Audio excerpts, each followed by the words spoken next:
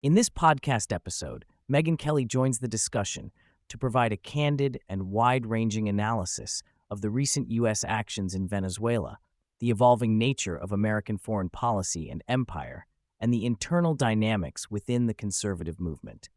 The conversation also touches on the rising tensions around free speech, the influence of pro-Israel factions within conservative circles, and a critical look at figures like Ben Shapiro and Mark Levin, exploring their roles and impact. The discussion begins with an exploration of the unprecedented U.S. operation in Venezuela, where the Venezuelan president was reportedly captured by Delta Force and taken to New York for trial.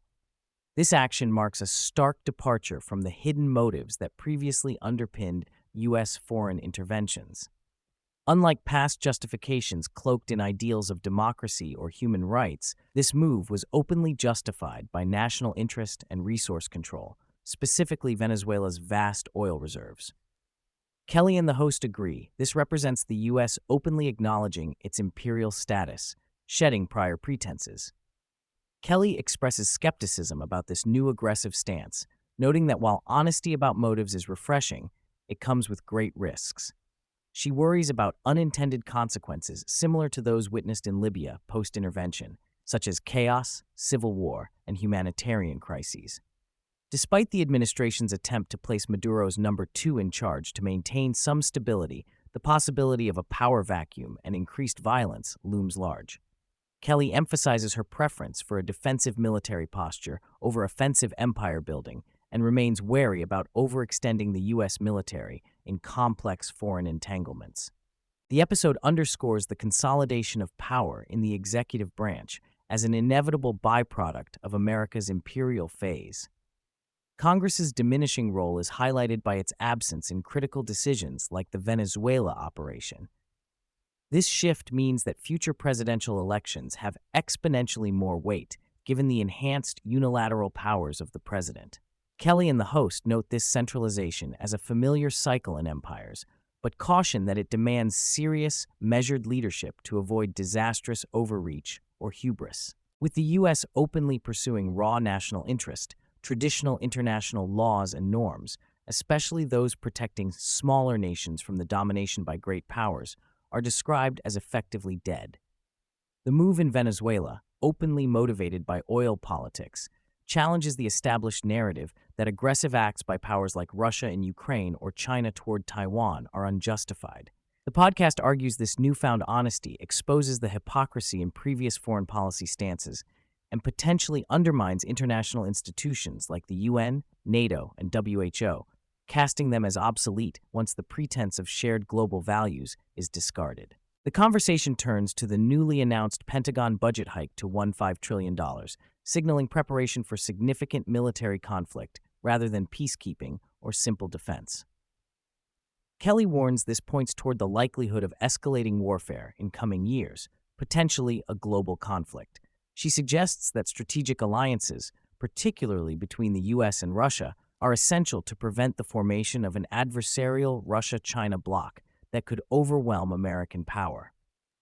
The lack of serious diplomacy with Russia is framed as a critical foreign policy failure, driven in part by entrenched neoconservatives and the defense industry's vested interests. Kelly echoes the host's view that the first priority of an empire is maintaining stability rather than ideological pursuits like forced democracy or regime change.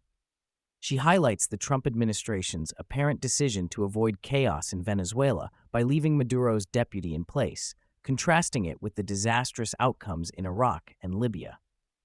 This pragmatic approach is applauded as an important lesson in empire management, acknowledging that chaos is worse than tyranny and stability is crucial for prosperity. The discussion stresses that imperial ambitions carry inherent risks of overextension and catastrophic miscalculations, especially when misguided or overly emotional voices in government advocate for unnecessary military adventures. Figures such as Lindsey Graham and Mark Levin are criticized for impulsive war rhetoric and overblown threats, which could drag the nation into avoidable conflicts. Kelly praises Trump's apparent resistance to some of these pressures, particularly in averting more disruptive efforts to reshape Venezuela's government with unsuitable figures. A significant portion of the episode is dedicated to the alarming trend toward restricting free speech in the U.S., especially under the guise of combating hate speech. Kelly and the host present examples of political and media figures openly calling for censorship, content control on social media, and hate crimes legislation modeled after European laws. They warn this undermines the First Amendment and threatens the foundational American principle of uninhibited expression, especially when applied unevenly to protect certain groups while suppressing others. Kelly highlights the increasing prevalence of identity politics and government endorsement of selective protections, like codified anti-Semitism laws in some states, which define criticism of Israel as a crime. She argues this not only erodes free speech, but is highly divisive and counterproductive, fueling cycles of resentment rather than reducing hatred. The conversation stresses the need for Americans to zealously defend their right to offend, criticize, and express unpopular views as a line that must not be crossed, warning that loss of this freedom equates to slavery. The podcast then delves into the complex and sometimes toxic role of pro-Israel advocacy within the conservative movement.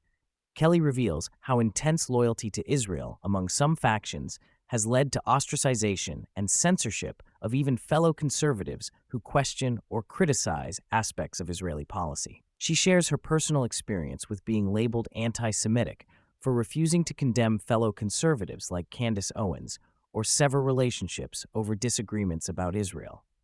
Kelly identifies a powerful Israel-first contingent within American politics that demands strict conformity and punishes dissent under the threat of deplatforming and personal attacks. This has created fractures across the right, with independent thinkers like Kelly and the host pushed out or marginalized despite publicly defending Israel's existence and security. The conversation highlights how this divisiveness harms both Jewish Americans and conservatives, exacerbating identity conflict and undermining unity.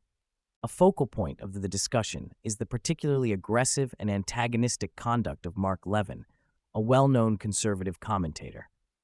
Kelly and the host portray Levin as mentally unwell, describing his rhetoric as incendiary and his attacks as personal and often crossing lines of decency, especially his targeting of fellow conservatives and Christians. They discuss an incident where Levin mocked a Catholic friend's religious devotion by ridiculing a photo of him holding a rosary, suggesting underlying hostility to Christianity despite Levin's public persona. Kelly stresses that Levin represents a dangerous element within the conservative media sphere, someone whose behavior fuels division and paranoia rather than thoughtful discourse. She advocates for the Trump administration and conservative leaders to distance themselves from such figures who bring chaos rather than clarity to critical discussions, especially with impending national challenges. The episode also touches on Ben Shapiro's controversial involvement in deepening internal conservative fractures. Kelly recounts being publicly attacked by Shapiro for refusing to denounce associations or to police other voices within the movement.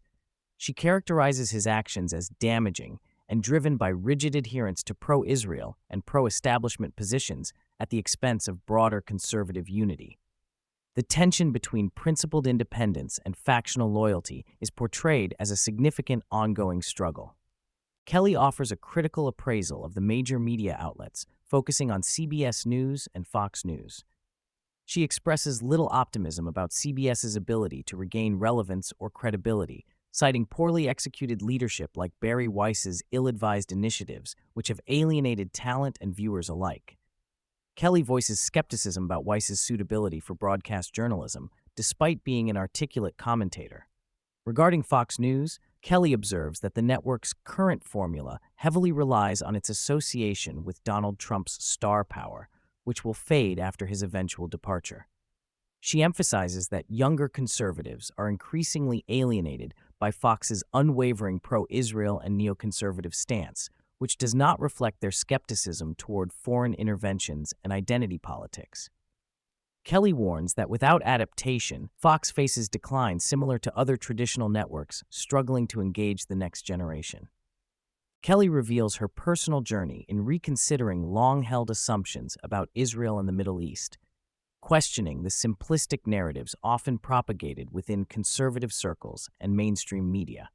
She underscores the difficulty in obtaining unbiased information and the extent to which both Israeli and Palestinian sides engage in propaganda. Kelly expresses a nuanced view that respects Israel's right to defend itself while also acknowledging the complex realities and moral ambiguities of ongoing conflicts, suggesting thoughtful re-examination is necessary to foster realistic policies. Throughout the conversation, Kelly underscores the destructive influence of identity politics across the political spectrum, particularly its weaponization within debates about race, religion, and ethnicity. She highlights how efforts to criminalize or suppress opinions based on identity threaten the social fabric and fuel extremism on all sides. Kelly cautions that artificially imposed group hierarchies foster resentment and alienation, inadvertently empowering extremist voices and fracturing national unity. In a candid reflection, Kelly discusses her fraught relationships within conservative media and the broader right. She resists pressure to conform to rigid ideological litmus tests, choosing to maintain friendships and express independent opinions even when it results in public criticism or ostracism. Her stance exemplifies a call for greater tolerance of diverse views and open dialogue within political movements, warning against internal purges that undermine collective strength. Finally, Kelly and the host emphasize the urgency for serious, sober leadership in this era of imperial ambition and geopolitical tension. They caution against reckless adventurism and call for pragmatic policies rooted in national interest and stability. Kelly's message is clear. America must navigate its new imperial reality wisely, restrain impulsive voices clamoring for war, and preserve fundamental American freedoms, especially free speech, to withstand the challenges ahead.